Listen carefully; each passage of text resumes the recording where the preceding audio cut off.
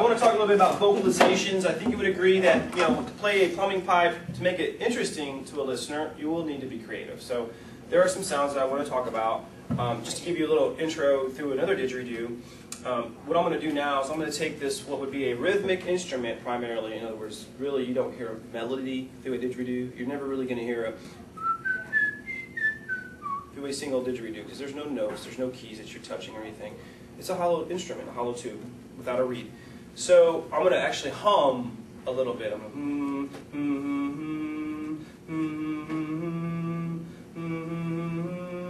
and you'll be able to tell just slightly that I'm creating a slight melody through this instrument by using my vocals. So now we're getting to vocalizations on your instrument. What are you going to do that? Well, yeah, absolutely. The foundation is definitely buzzing your lips.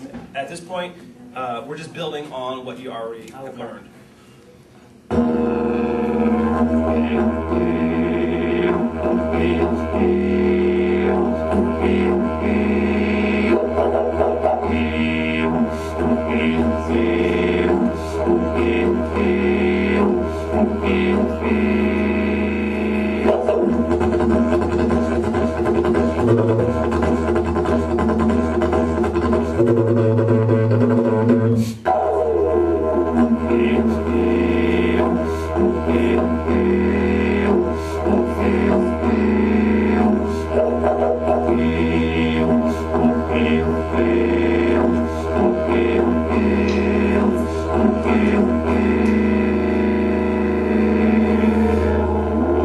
So again, you might have noticed that. Thank you.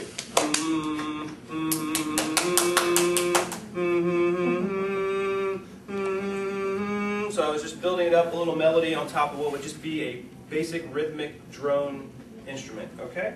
All right. Now let's talk about some sounds you can make. A simple sirening sound like this. Woo! Let me hear you go. Woo! Now let me see you do that while you're buzzing your lips. Go.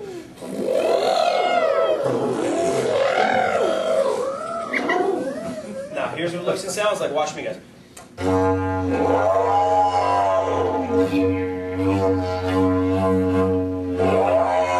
Okay, what kind of animal does it sound like? An elephant. Very good. Now, it's good with the didgeridoo to look at nature, because through the nature, we can find ways to play our instrument and make it sound interesting to the listener, okay? Even, for example, an elephant knows, when it wants to make that sound loud, it lifts its trunk up, in a way that it can project that sirening sound, okay? Just like a dog baying at the moon, werewolf sometimes, they lift their necks up. That's how they project that sound.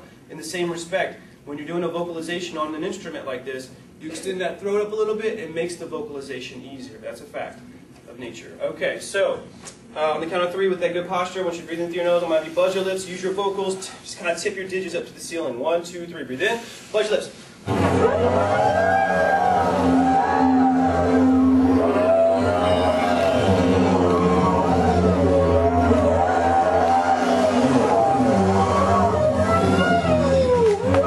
It's a process to getting those vocals, projecting those vocals, getting them out there. It really is a process. And it takes more energy from you. Even a little stress of the vocals area to make that sound work, okay? A couple other sounds I'll give you. Any sound you can make while buzzing your lips, you can do through didgeridoo. For example, there's a wild bird fall straight called kookaburra. I'll buzz my lips and do it.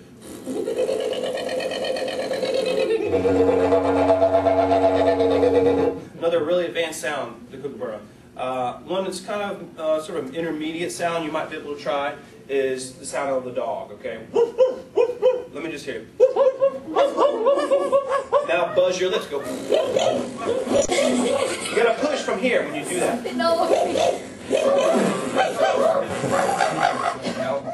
Alright, here's what it looks and sounds like.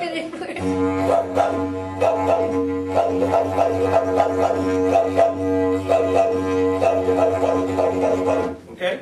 So there's just a few sounds to give you. Again, any sound that you can listen to in nature, reproduce while you're buzzing your lips, you can do through didgeridoo. Another thing is, in my opinion, the most versatile instrument on our planet is our voice.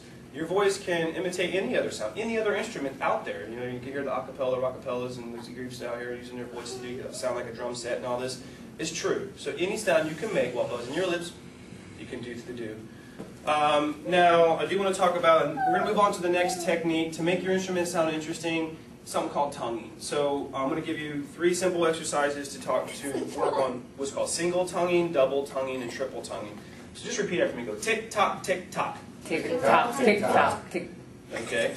Now ticka taka, ticka taka. Ticka taka, ticka taka. There you go. Tickada takada, tickada takada. Tickada takada, tickada takada. Now we're getting into word forms. For example, in India they have what's called the tablas, and on the tabla they'll teach them a certain formula verbally, and they'll have them repeat that formula, and they'll have them play on their instruments. Okay, same thing applies in Australia. Exactly, really. There's even words I've noticed that correlate the same meanings. Like there's an Aboriginal word for sun in Australia. It's the same exact word for sun in India. So there's actually a cross-cultural thing that's happened over thousands of years. But anyway, so here's the thing. When you're using a word formula like tick-tock, tick-tock, you don't actually say the word, you form the word in your mouth. For example, watch me this time. I'm actually forming the word tick-tock. I'm not saying it. My emphasis is actually on the T sound, what's happening with the tip of my tongue. Let me hear you.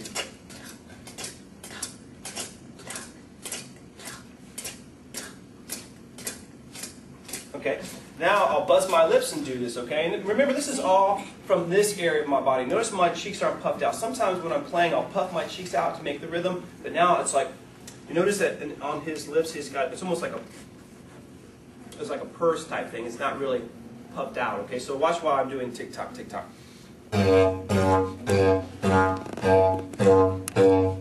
It's all being controlled from the tip of my tongue and the buzzing lips. Those are the only 2 things that are producing that sound. Nothing from here is causing that sound right now, okay? You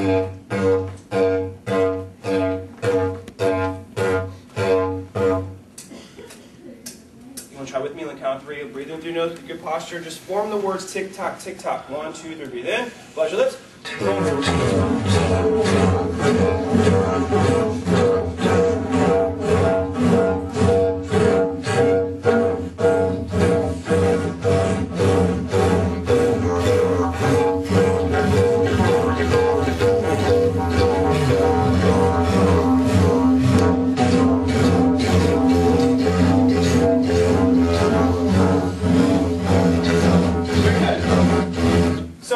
You can tell in theory, by the way, in theory, do you understand everything we've discussed so far? Do you realize this is definitely a practice instrument, right? All right, so I'm just going to move quickly through double and triple tonguing. Ticka, taka, ticka, taka.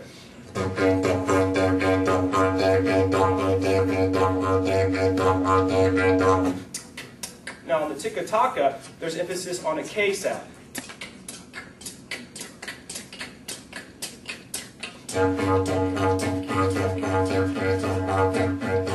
You should be able to hear those sounds, I and ah, the tick and the tock sound.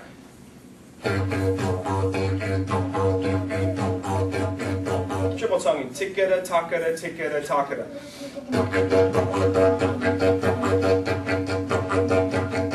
Now there's an emphasis on the D sound.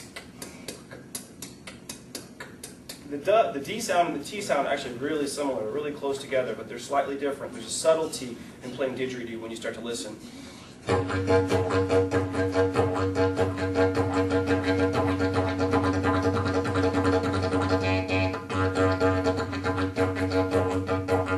I'm just doing like a variation of tickada takada just now to make it sound rhythmic, okay? Again, these are ways we make our instrument sound interesting to your listener.